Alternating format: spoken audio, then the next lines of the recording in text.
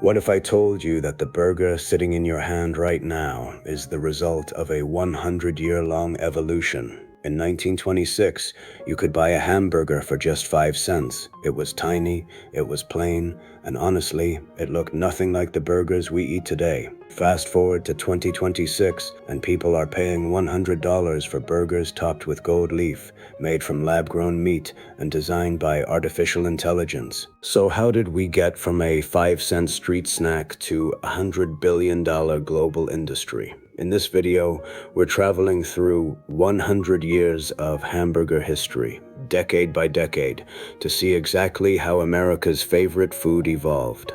Welcome to JFTP Creation. Let's start today's video. In 1926, most Americans actually didn't trust ground beef. A famous book called The Jungle, published in 1906, had exposed the disgusting conditions of the meatpacking industry, and people were genuinely scared of minced meat. So when the hamburger showed up, it had a serious image problem. That's where White Castle comes in. Founded in 1921 in Wichita, Kansas, White Castle was the world's first hamburger chain.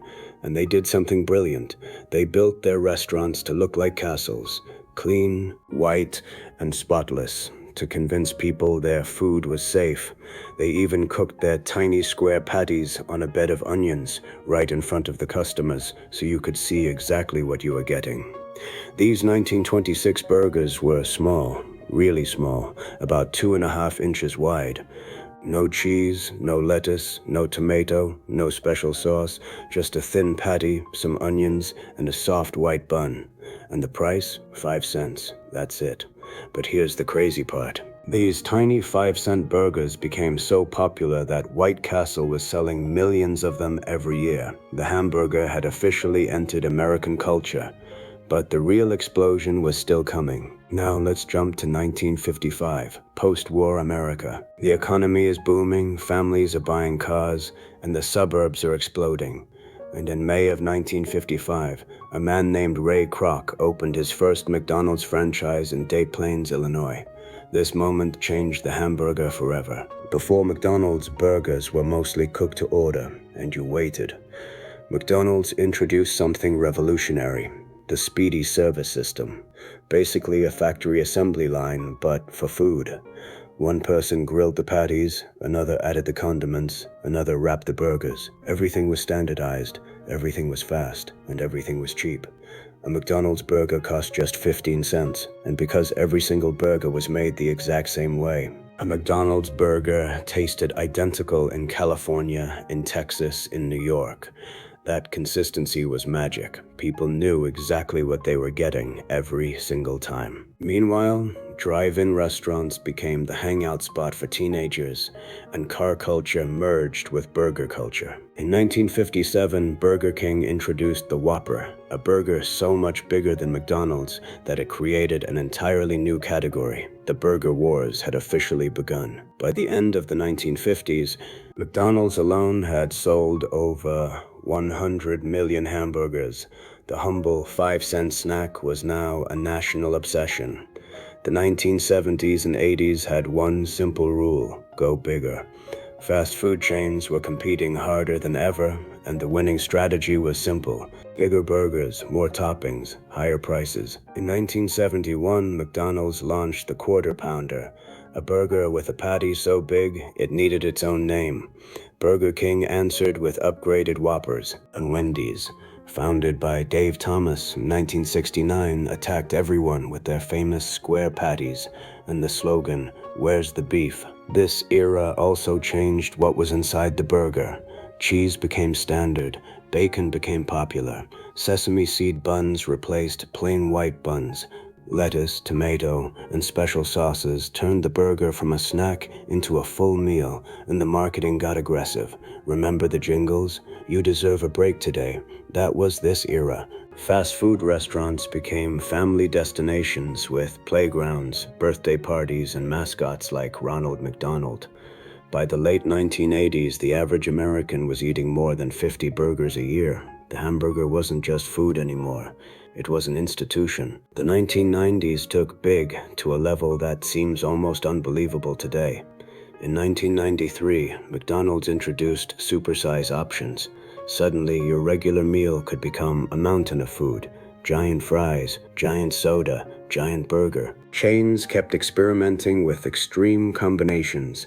The double patty became normal, then the triple, bacon on everything, stacked burgers so tall you needed to press them down just to take a bite. But then something shifted. In 2004, a filmmaker named Morgan Spurlock released a documentary called Supersize Me, in which he ate only McDonald's for 30 days. The film shocked the world and forced an entire industry to confront the health consequences of supersizing. At the same time, a new kind of burger restaurant was born.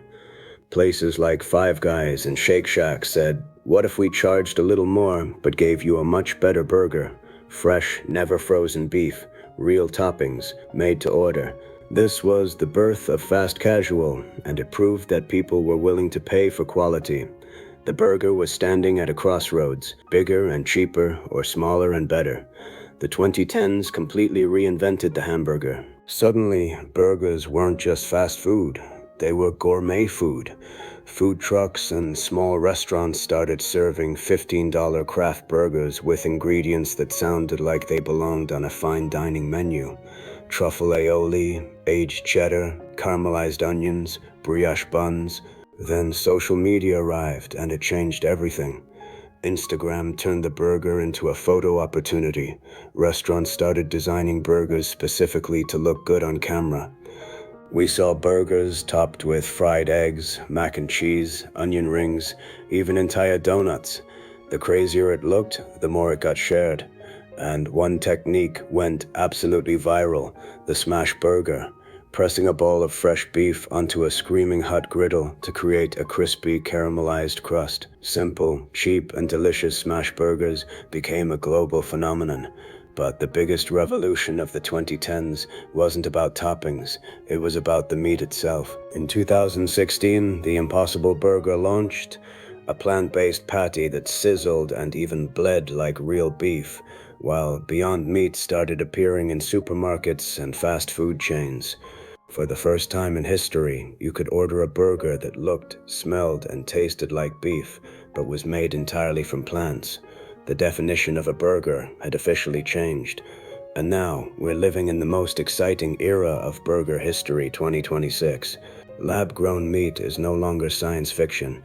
Companies are now growing real beef cells in laboratories, producing actual beef without a single animal being involved. What cost hundreds of thousands of dollars per patty a decade ago is now appearing on real menus. 3D printers are assembling burgers layer by layer, customizing texture and flavor in ways human hands can't. AI systems are designing recipes, analyzing thousands of flavor combinations to create burgers no chef would ever have imagined. Ghost kitchens restaurants with no dining room cook gourmet burgers and deliver them to your door in 30 minutes, ordered with a single tap on your phone. And the price range? It's wild. You can still grab a classic cheeseburger for a few dollars, or you can pay $100 for a Wagyu burger decorated with edible gold leaf in New York or Dubai. Health-conscious eaters get keto buns made from cheese, lettuce wraps, and cauliflower patties. What started as a 5-cent street food in 1926 is now a global industry worth over $100 billion a year. The burger didn't just survive 100 years of wars, economic crashes, and health scares. It adapted, evolved, and conquered the world. So there you have it. 100 years of hamburger evolution, from a 5-cent patty on a plain bun to lab-grown, gold-leaf masterpieces. The burger is proof that even the simplest food can tell the biggest story. Now I want to hear from you. Which era's burger would you eat? The 5-cent original from 1926, the supersized monster of the 90s, or the $100 gold burger of 2026? Drop your answer in the comments below. If you enjoyed this journey through food history, hit that like button and subscribe to JFTP Creation, because next we're doing the exact same thing with pizza. 100 years of pizza evolution. You don't want to miss it. Thanks for watching, and I'll see you in the next one.